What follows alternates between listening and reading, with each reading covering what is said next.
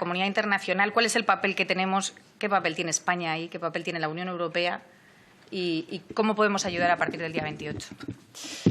Bueno, muy buenas tardes a todos. Y ante todo, muchísimas gracias a la Fundación Reformismo 21, a Pablo por organizar este acto tan emocionante. Gracias a Valentina por moderar de alguna manera esta mesa, a Goiseder, al que tengo el placer de conocer hoy, y a nuestro portavoz, a Miguel Tellado, ¿no? Miguel es un hombre valiente y el valor es el atributo más importante, creo yo, de los seres humanos. Y yo además le quiero dar las gracias por partida doble, por concederme el honor de ser portavoz en la Comisión Constitucional, que es esta, y el segundo honor tan importante que es representar a mis compañeros al Grupo Parlamentario Popular en la más noble de las misiones, realmente, ¿no? Que es estar para ahí, para intentar asegurar unas elecciones libres en un país al que conozco, al que respeto, al que admiro tanto y que estoy segura que volverá a ser lo que una vez fue y muchísimo más de lo que una vez fue. Así que muchísimas gracias, Miguel.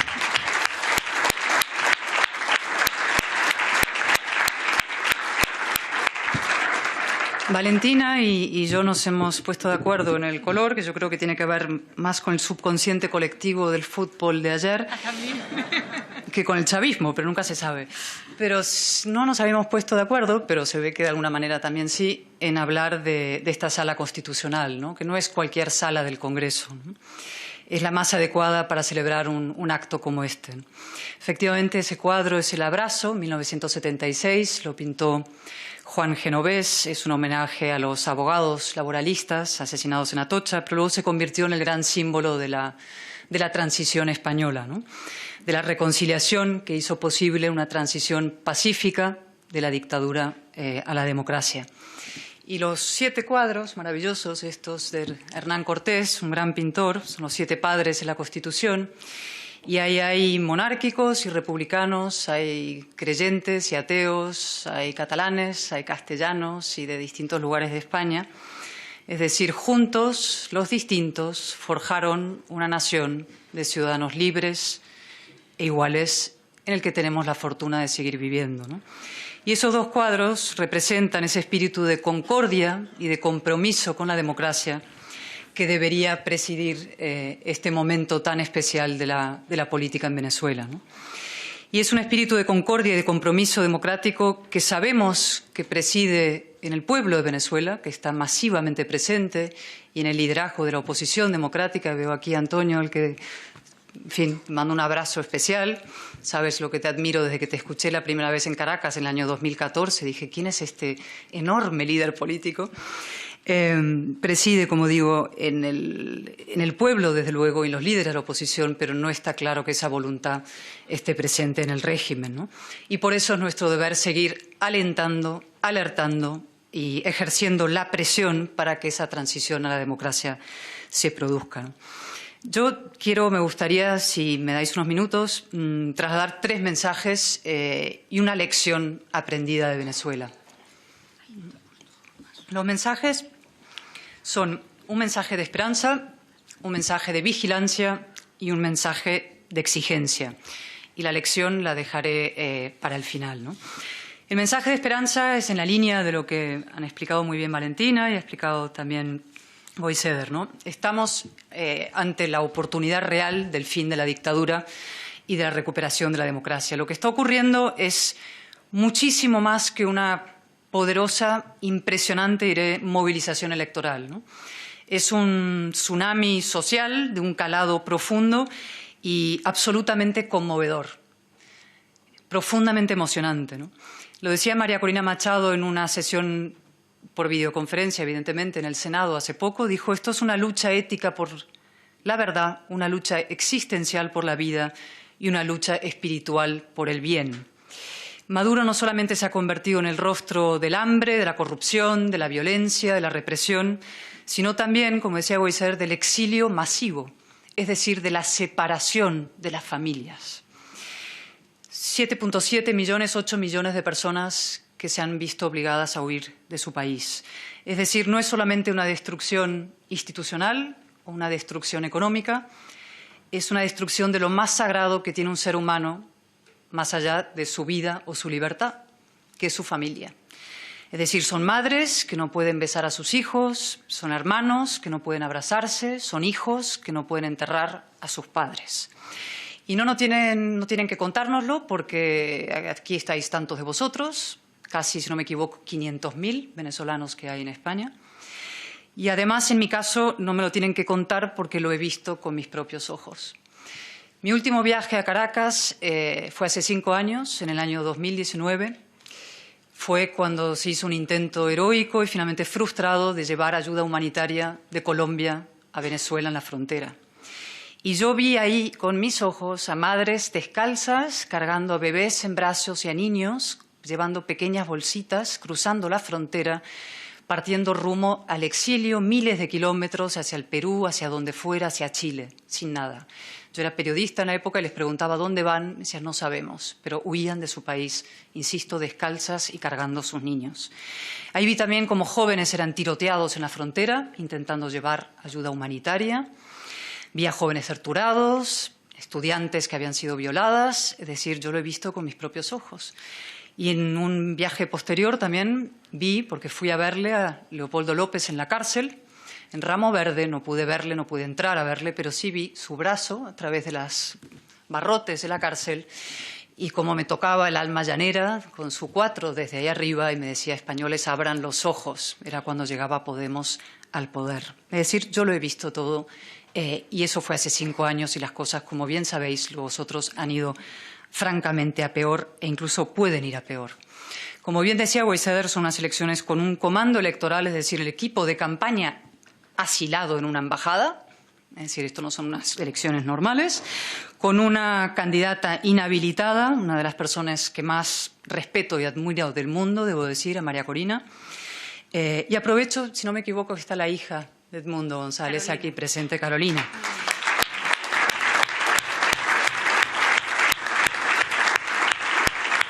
Y quiero decirte, en mi nombre, y estoy segura que en el nombre de todo el PP, por supuesto, pero de millones de españoles, que qué impresionante, conmovedora lección de generosidad, de unidad, la de tu padre. Estuve viéndole en tantos mítines, subido a una moto, atravesando trancas de todo tipo para intentar llegar a los pueblos más remotos de Venezuela.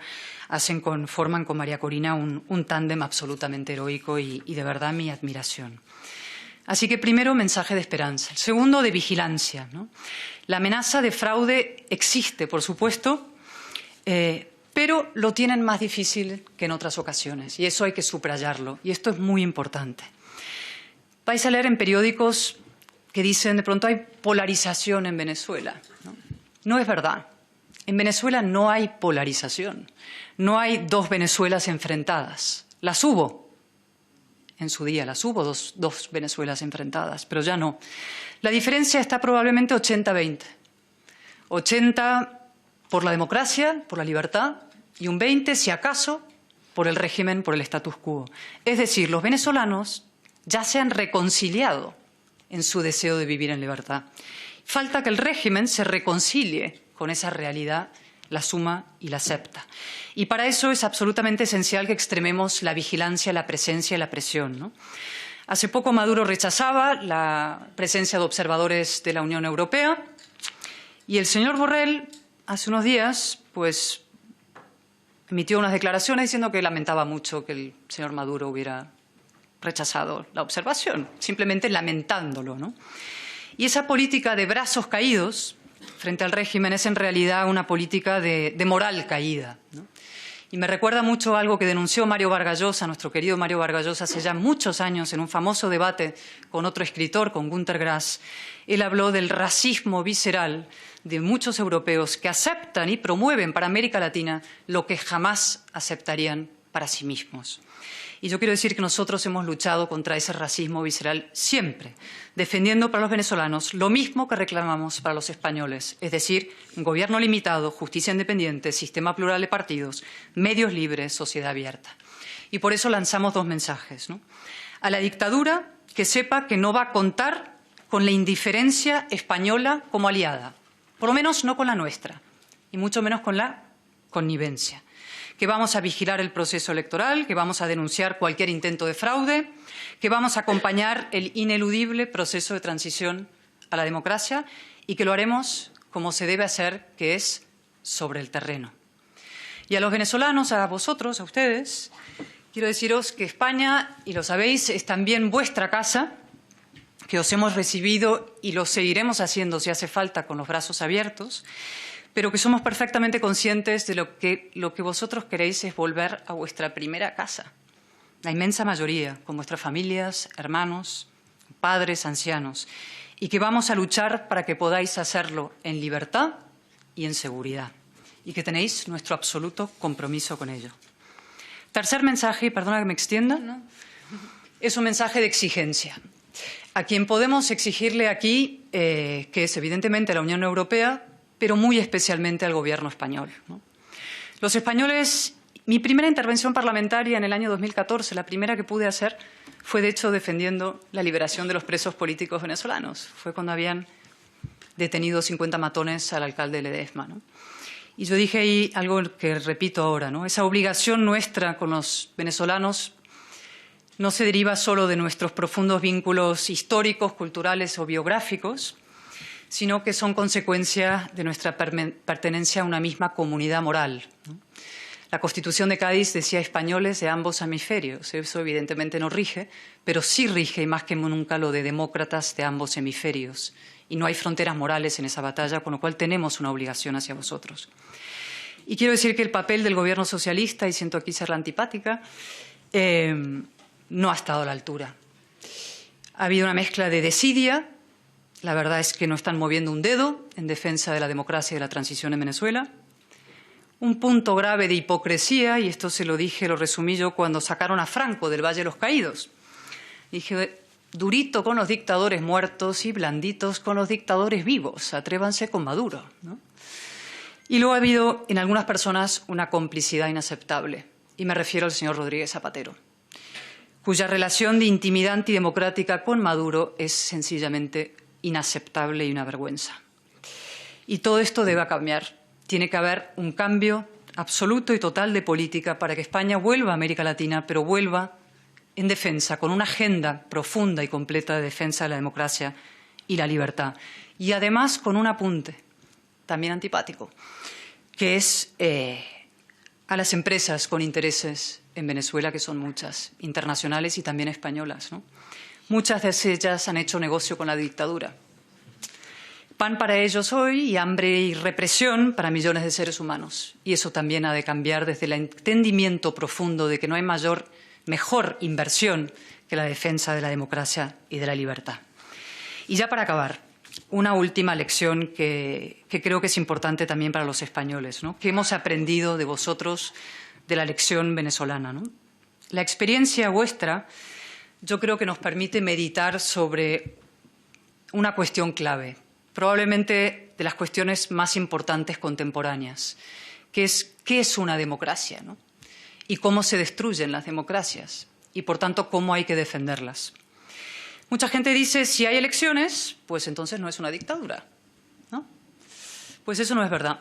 Votar es una condición necesaria e imprescindible, pero insuficiente de una democracia.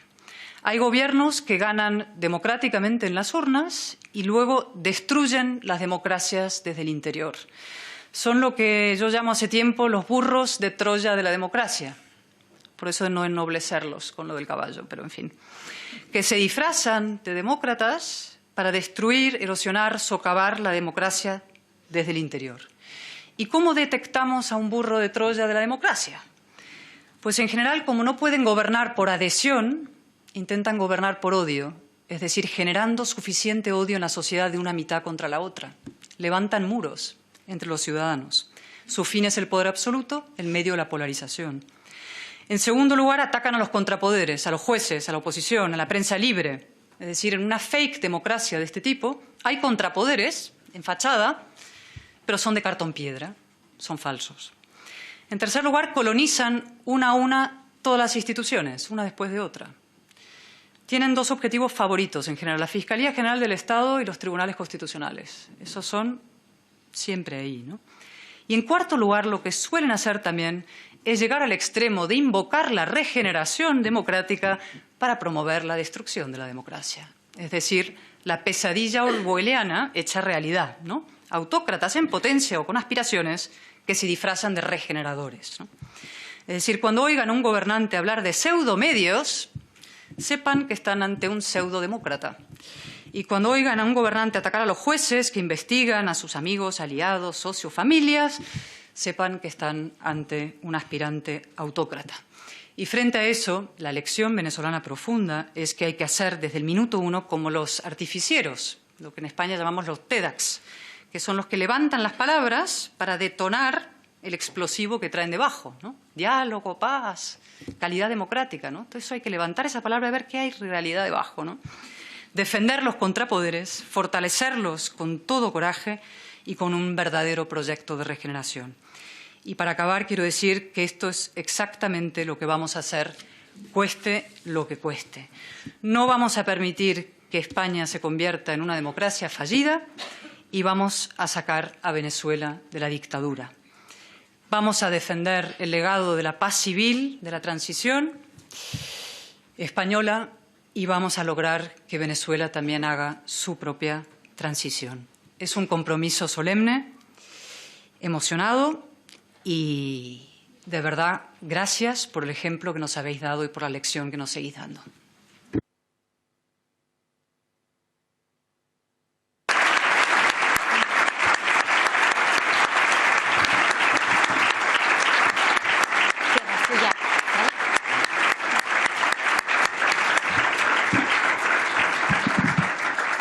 Muchas gracias, Cayetana, y gracias. Efectivamente, una cosa que no había dicho es que estaba Carolina con nosotros, que es una suerte, y muchas gracias por